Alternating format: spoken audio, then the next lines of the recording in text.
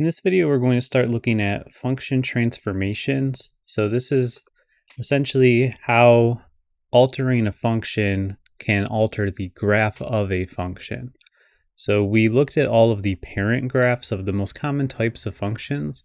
So now once we start altering those functions a little bit, how do we see those changes affect the graphs of the functions? So we'll start with the most basic kinds of changes. First, we'll look at what's called the vertical shift. And I think we'll use f of x equals x squared as a good example for a lot of these properties here. So if we recall what the graph of this looks like, I'll just rewrite it because we've definitely looked at it a few times already. Just some of the base points on the graph here. All right, so we have 0, 0, 1, 1, 2, 4, 3, 9, negative 1, 1, negative 2, 4, negative 3, 9. So this function looks like this, right? So we have these points. It starts to kind of curve upwards, not going in a straight line. So we get kind of this U shape here. Negative 1, 1, negative 2, 4, and then so on. So it's meant to be symmetric around the middle here. Okay, so we actually call the middle part the axis of symmetry. So just something to keep in mind here. So what we want to look at is, okay, what happens now if we alter this function a little bit? So one of the most basic things we could do to the function is maybe we just add a number to it. So maybe we just add the number 2 to this function. Okay, so I'm going to make these changes in red and we'll look at what happens. Okay, so we're just adding 2 to the x squared function now. So now we're looking at the function x squared plus 2. So what happens is, okay, if we take the same x values, like if you take 0, for example, you're still squaring that number, but then you're just adding 2 to it. So in other words, all of our outputs, we're just going to add 2 to them for the same inputs.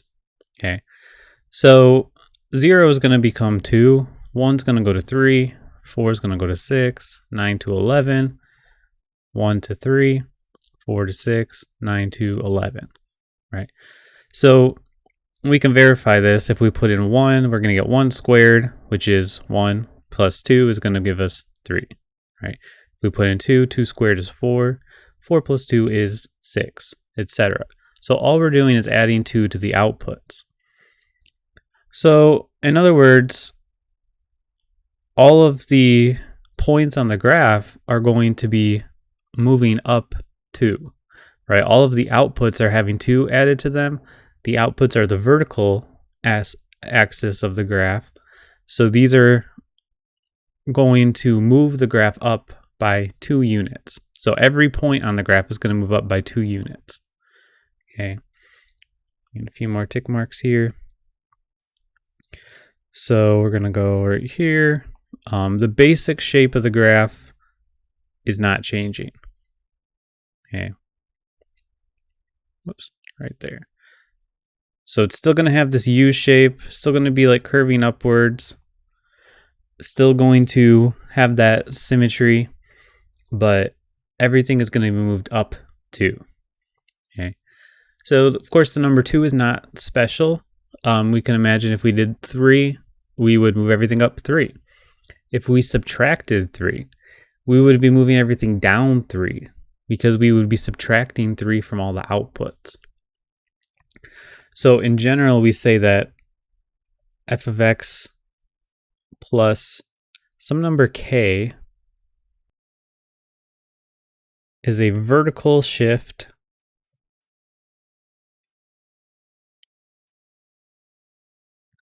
of f of x by k units.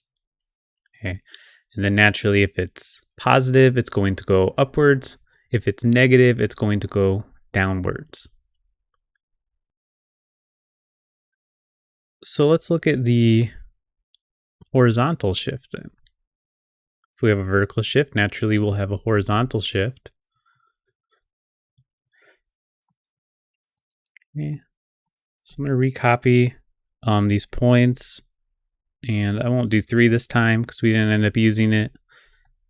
We usually just don't make the graph that large, right? So just meant to be quick sketches of the graph. Don't have to be perfect. So we have 1, 1, 2, 4, right? We're just trying to get the general shapes of the graphs. If we really need precision on the graphs, we would want to use a graphing utility for that anyway. Great graphing calculator, by the way, Desmos.com, DESMOS.com.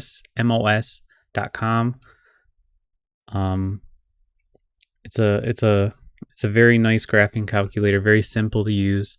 I'll showcase it in one of these videos as well. So anyway, so the horizontal shift now. So with the vertical shift, we were moving the graph by k units vertically, right, by adding a number onto the end of it. So basically what we were doing is we were taking the output and we were adding or subtracting something from it. Now with the horizontal shift, we're going to focus on the input, okay, the x values. So we have f of x equals x squared is the parent graph, right? So we're going to alter this a little bit. We're going to look at f of x. If you want to give it a different name, maybe, since it is technically a different function, maybe call it g of x. Let's look at x minus 2 squared. Okay, so before we were squaring the inputs and then we were adding something to them, and that's how we got our vertical shift. Now we are subtracting something from the input and then we're squaring it. So this one's a little bit trickier. Let's just look at what happens. If we put in 0, for example, right, g of 0, we're going to get negative 2 squared, which is 4. Okay, so this is a little bit, different from what we might expect. If we're just looking at the input 0, it looks like the y value is changing by 4. There's really nothing consistent about looking at it that way, though. If we look at g of 1, we get 1 minus 2, which is negative 1 squared. So we get 1. So now the output for 1 didn't change at all. Okay, so what's actually happening is we're actually changing the inputs a little bit here. So we're actually moving the inputs to the left, to the right by 2. In other words, we're increasing them by 2. So if I were to take all of these inputs and add 2 to them, which seems a little bit weird, we'll see the points start to match up here, right? But we can see at the bottom here 0, 4. Then we can see 1, 1. We could see 4, 4. Sure enough, if we do g of 4, we'll get 4 minus 2, which is 2 squared is 4. Okay. So it's opposite of what we did with the vertical shift. With the vertical shift, you go upwards when it was positive, you go downwards when it's negative. With the horizontal shift, when we're minusing 2, we're actually shifting everything to the right 2. And likewise, when we're adding 2, we would be shifting everything to the left 2. So it's a little bit backwards, but the idea is that that's what you would have to do to get to the corresponding output if you were to reverse that shift. So you kind of have to think about it working backwards. But ultimately, just for the practical purposes, all we need to remember is that we are, with the horizontal shifts, we're moving it horizontally the opposite of whatever the sign is. So here we're going to take all of the inputs, in other words, the horizontal values, and we're going to move them to the right 2. So 0, 0 becomes 2, 0. Negative 1, 1 becomes 1, 1. Negative 2, 4 becomes 0, 4, right? 1, 1 becomes 3, 1. And 2, 4 will become 4, 4. Okay, so it'll look something like this. So everything moves over to the right 2. And then likewise, if this was x plus 2 squared, we would move everything to the left 2. So in general, we say that f of x minus h is equal to, or I guess I should say, is a horizontal shift of f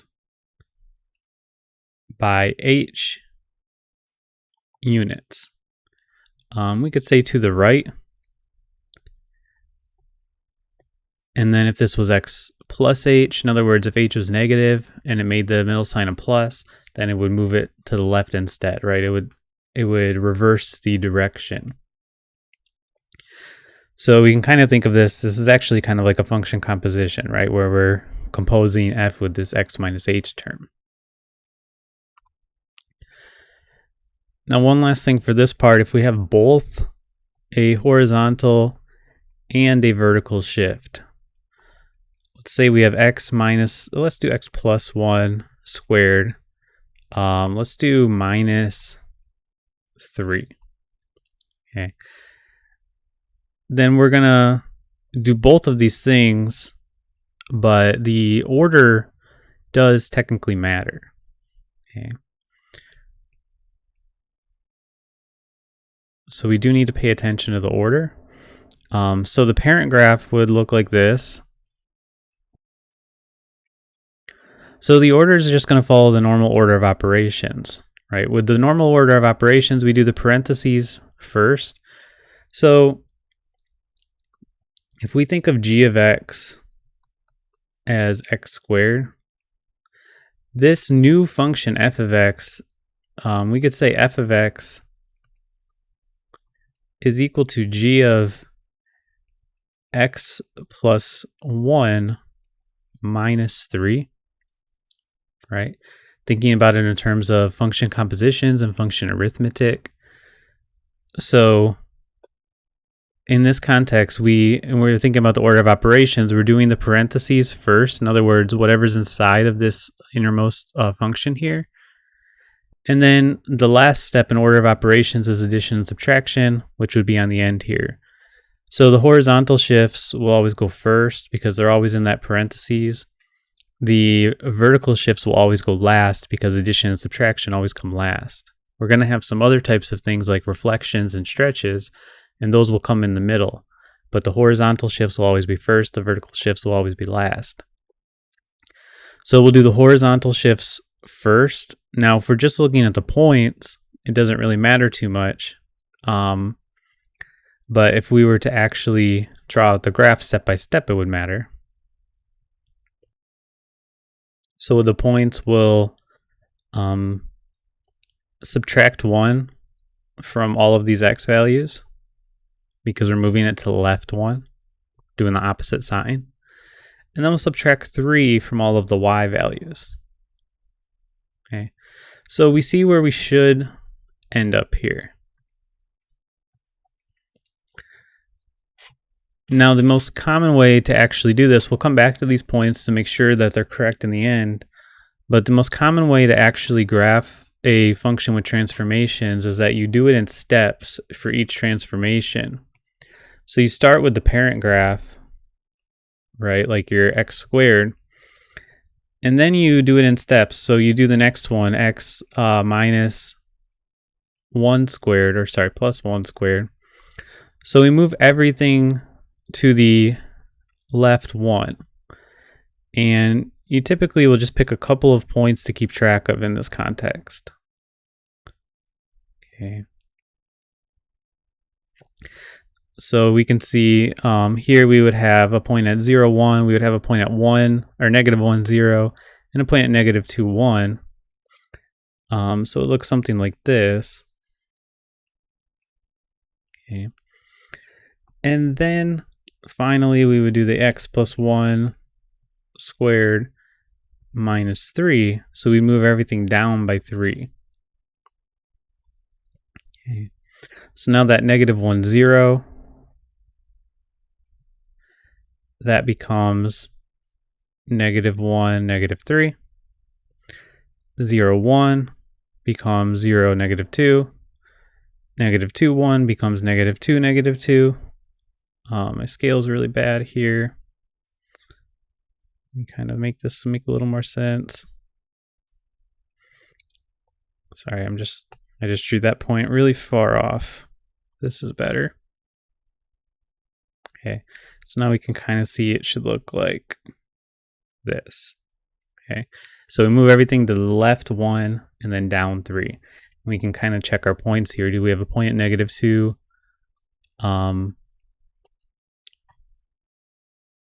Oops, I'm sorry. I put these at the wrong points, didn't I? So looking at this last one here, I need a point at negative 1, negative 3. That's my mistake here. And then I need a point at negative 2, negative 2.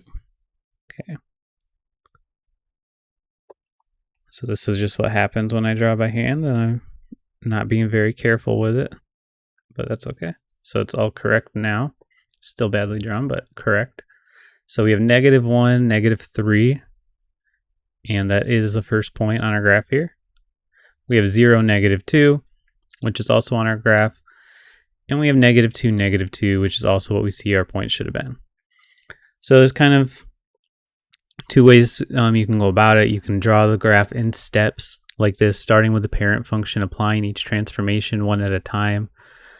Or you could try to just keep set of like a set of points here, like a set of 5 points, and you could make the corresponding changes to those points, just being careful about the order.